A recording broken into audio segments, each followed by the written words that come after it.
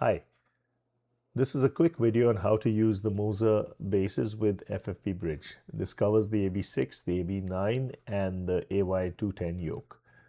So the first thing people want to know is, and it's the first question that I get asked as well, is what are the settings to do in Moza Cockpit? How do do they run together? How does that work? The answer is simple. They don't work together. FFB-Bridge doesn't work with Moza Cockpit in any way.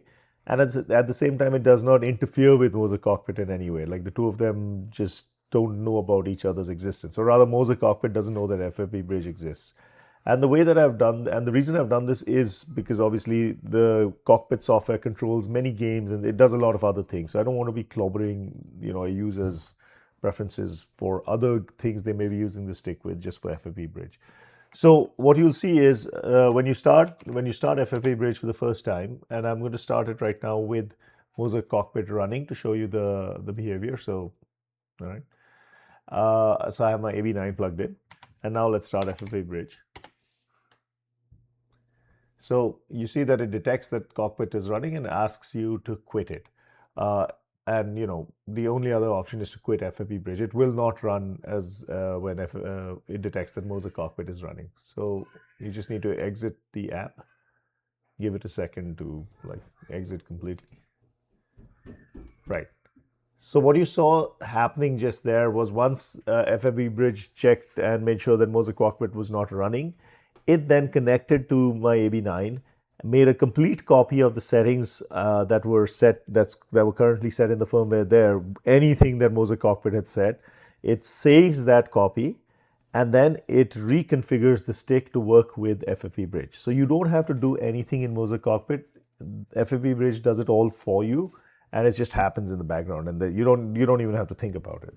And then when you exit, you do your flight and then you exit FFB-Bridge, it copies the backup back to the stick. So Moza Cockpit, the next time you run Moza Cockpit, there is no difference whatsoever from Moza Cockpit's perspective. It'll just keep going, right? There'll be no danger of messing around with the settings in one system and then affecting the other one. So I'll just demonstrate what happens when I close FFB-Bridge completely after you finish flying. So again, you saw that flash by fairly quickly, but that's what it said. It's restoring the base. So now if I start Moza Cockpit again, it's exactly as if nothing happened. Right, so that's the first thing about how it works with Moza Cockpit, and the answer is simple. It doesn't. There's nothing you have to do. Just exit Moza Cockpit, and if you don't exit it, FFB-Bridge will tell you. So it's kind of hard to mess that up. It's just pretty straightforward. Just shut Moza Cockpit and start FFB-Bridge. Everything should work after that.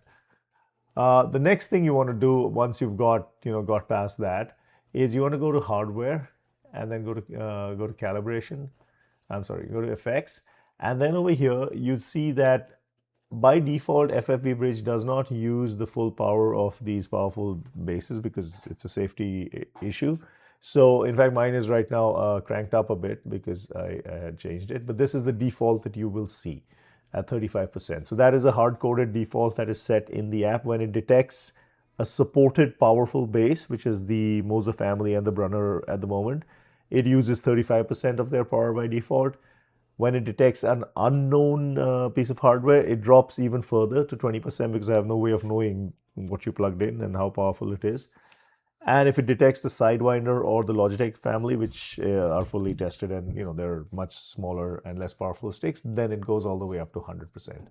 But this is a choice. This is up to you. If you are this is how you'll see it when it first launches. And if you want to change it, you just click this and you acknowledge that you know what you're doing, and you can crank it all the way up to 100%. It does warn you once again because I have found that for my AB9, anything over I think I had it set to 45%. Yeah, when I go much higher than that, it's just too strong. So, but obviously it depends on how you have it mounted and things like that. So go in there, set this to whatever you want, and if you really, in fact, I would just leave it set the way it was, just at the defaults, and then go test it, and then you can ramp it up if you feel that that's not enough. These settings over here are really, you don't really need to touch them. The software kind of falls back automatically if it detects a crash. So this is part of that. So the only thing you really need to look at is this. Once that's done, the next thing you should do is go to flight check and go to stick basics and do these two tests. So these are the most fundamental tests, the pitch and roll. So I'm just going to make sure my stick is clear here. Yeah. So it will tell you, and you just have to, if your stick is doing the opposite, then you know that you have to go and invert the axes. But this is, it should just be doing what it says. And if you say it works, great, that's the test stops. And if you say no, it will tell you what to do as well. So it'll tell you where to go, and it'll take you right there, and you would go to like calibration and you would invert your polarity. But that is the first test you should do under stick basics, and then obviously the roll as well. So left and right, the stick should be following what's on the screen, and in my case it is.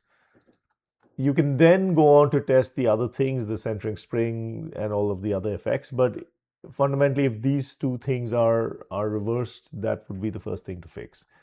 And at that point, that's about it, really. I mean, there's nothing much else to say besides don't start Moza Cockpit, and you will be reminded to shut it down. Don't worry about clobbering your settings for anything else that you might have it set up with. It will respect that and take care of it. If it crashes, like let's say you lose power or something like that, then obviously it couldn't have written the data back. But then in that case, all you need to do is just start FFB-Bridge again and then quit it again, and then it'll copy it back. So I've done as much as I could to make it seamless and sort of user-friendly. But if there are bugs or something, please let me know, and I'll try my best to help out. And yeah, let me know if you guys have any questions. Thank you.